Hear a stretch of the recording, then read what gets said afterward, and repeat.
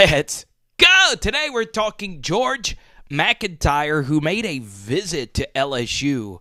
This is the number 2 quarterback in the class of 2025. So it's obviously really good at this point that LSU has multiple 5-stars at the quarterback position for 2025 that are interested in LSU. Bryce Underwood, a dual-threat superstar out of California, is the number 1 quarterback, pretty much consensus for 2025.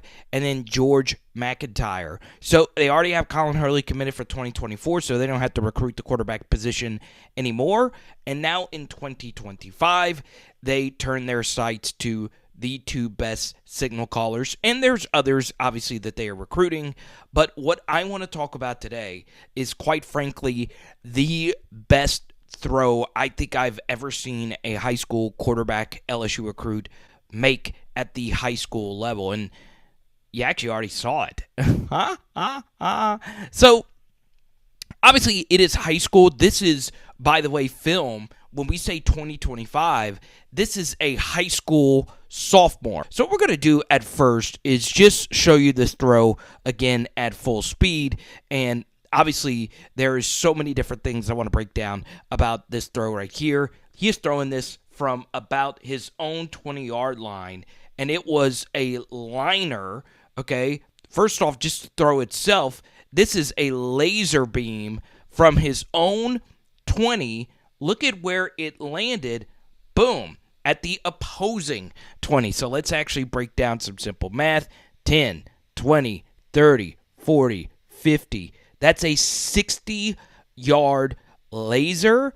Take a few yards out if you want to. At minimum, this is a 55-yard bomb that this young man just dimed down the field. We'll get another angle of it in just a second. But the next thing I want to break down about this is the actual situation of the game.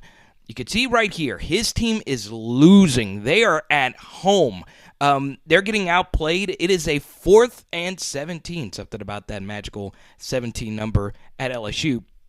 And he's got to make something happen, right? There is obviously a minute left to go, and rarely do you ever see a 5-star quarterback in this situation. Oftentimes, the 5-star quarterback's team is winning. So we got a quad formation to the right, and it's only a 5-man protection. Obviously, defensively, I never like to just rush 3. I think you should always just bring 1 spy to at least generate some kind of secondary pressure after the initial rush. So a lot of college teams don't just do rush 3, drop 8 in this situation, but that's exactly what happened. So we get to the first part of this play, and this is kind of like the Burrow thing that we did, obviously with the GOAT himself, where on these 3rd and 17s and 4th and 17s, you can't just throw it, right? Because you have to buy the time for the players to even get down the field. And when he is looking to initially potentially throw this football, look, there is still 5-ish more yards to even get to the sticks. And our right tackle protection breaks down. So we need George MacIntyre to do something with the football, and he does just that. Okay, he's able to break the contain. And this is why I always say bring a quarterback spy, a Harold Perkins right here, the Harold Perkins roll to not allow him to crow hop into it. So, once again, you're rarely going to be in this situation to actually have all day to throw a laser. But this is where it gets interesting, right? The game moves pretty slowly for MacIntyre. He's a very composed quarterback. So he sees that he doesn't like any of the receiving options. Now, could he eventually have potentially have lasered this ball right here? Probably so. But once again, it is chaos. This guy is wearing jersey number 1, so that's probably his best player. So this ball is where he probably should have gone for it. But once again, this is a backyard football play. There's nothing you can really even do about it. So he says, F it. Let's go for it all. I freaking love it. Some J. Russ in him. But look, you're down by 14 anyway. So a first down probably even good enough. You need to try and get a touchdown. So look at where we are right here, okay? MacIntyre is saying, look, I want you to go deep, okay? There is a safety linebacker type over the top right here, but MacIntyre said go for it, and look at this. I mean, this is just crazy. So let's say the 21-yard line, my favorite thing about watching MacIntyre throw the football is his ball gets up and down, right? It reminds me a lot of Nico, the 5-star quarterback in this last class. They're very similarly built. And look at this. This was a laser all the way for this throw. That is absolutely absurd. Now, there is a catch to this, okay? Actually, pun not intended. There wasn't a catch to this because, unfortunately, despite MacIntyre's superstar efforts here, even though this ball was a dime, it was incomplete. Look at where it landed. I want you to see this, okay? Look at where that ball is placed. I mean, I'm just looking at you right now. I don't care if you're not even an LSU fan or whatever, because, well, we'll get to that in a second. I get chills looking at that. Tell me why.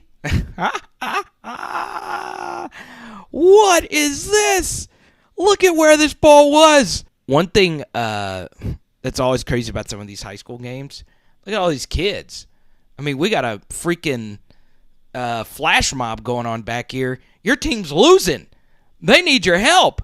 All these kids missed arguably the best high school throw, and they're just not even paying attention. Now, I want you to look at, just focus on these kids over here.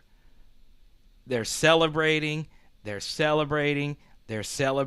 and like he's like, God, what a throw, and oh no, gets cut off. Surrender Cobra. This guy right here runs a law firm. I don't know what he does for a job. He was wearing a collared shirt on a Friday, and it's probably hot. Still, I mean, just look at this. Look at this, folks.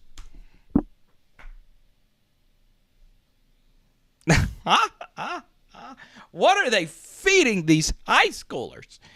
Anyway, as you can tell, I love me some George MacIntyre. Now, number one redeems himself here. He actually is a really good player. I've watched a decent amount of him. All right, this is just another throw. We'll do some more MacIntyre throws down the road. But, I just like that his ball gets up and down really quickly. All right, it's not a loft, it's a line, right? Dante Moore and Nico were by far the best at this in the last class. And look, it's kind of Trevor Lawrence-y. And it is a lot of fun. This throw was for the game winner as well. Look at this one. My God, George.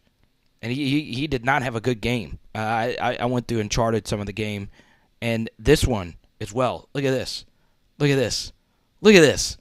God bless. They won this game 10-7. But yeah, I always say this, whenever I do high school evaluations or just anybody's evaluations. I want to see you dominate at a young age. That shows me really something that, and that's more of a fantasy stat, really, fantasy football community, breakout age. But I want to see physically, are you a dominant player on the football field? And obviously, MacIntyre is that. Okay? Once again, it is amazing how much chaos happens at a high school game. You've got to be careful with George MacIntyre. My goodness, that was almost a trampling. High school games are just chaotic. But, whenever you watch him, the ball has a line to it, right? There is some true zip on his passes. He's got football bloodlines. His uncle is Mike MacIntyre, one of the great coaches. Obviously, he was great in Memphis, and I think he's at FIU now. But yeah, so football bloodlines obviously there as they normally are with all positions, honestly. So, from an LSU perspective, obviously 2025, it's a little bit easier because LSU's got their 2024 guy with Colin Hurley already locked in. So 2025, you can really just get after it, and that's always a good thing.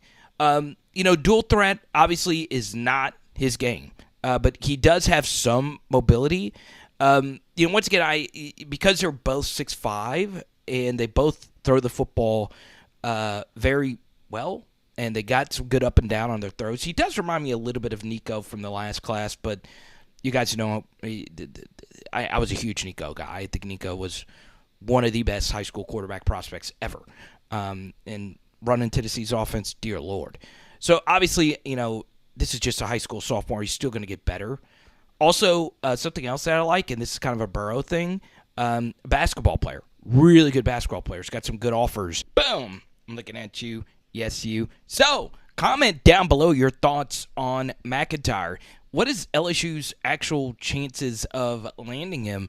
Well, he is out of Tennessee, so obviously the Vols are going to be after him pretty hard. And then, of course, there are some other opportunities for him to go to a school like Alabama, a place that I believe he is set to visit. So it's always hard to get the elite 5-star out-of-stater. It's been a while since LSU actually landed one of those types of quarterbacks. I think you have to go all the way back to Russell Shepard. And obviously Russell didn't end up actually playing quarterback. But my number one target is going to be pretty much everyone else's number one target, Bryce Underwood. And let me know if you guys would love a deeper film study on Bryce out of Michigan. So let me know down below. Obviously, with the future of LSU's quarterback room pretty much being locked up with Garrett Nussmeier, it is very interesting that if Nuss decides to stay for his senior season in 2025, that would give the 2025 quarterback a really good shot to potentially win the job in year 2 of their development. Now, they would have to beat out Colin Hurley and Ricky Collins if both of them are still there. And let's be honest, there's always a chance of LSU going into the transfer portal and bringing a signal caller in as well. So here's what we're going to do. On Patreon right now, you could see my full 2025 and 2026 quarterback board for LSU, the guys that LSU's interested in, and a few that I personally like. So once again, that will be linked down below. And we're doing some for the next week. Everybody that signs up for Patreon gets a Joe Burrow card in the mail from yours truly. And speaking of Joey B, guess what? We got a 3rd and 17 film study where Joe broke it down for us just this past week. Boom, it's floating in your face. Also, our interview with Colin Hurley, boom, where he breaks down some film as well. So check it out, baby. It is Power Hour LSU. Boom! And we're doing some pizza tonight. Let's freaking go. Ah!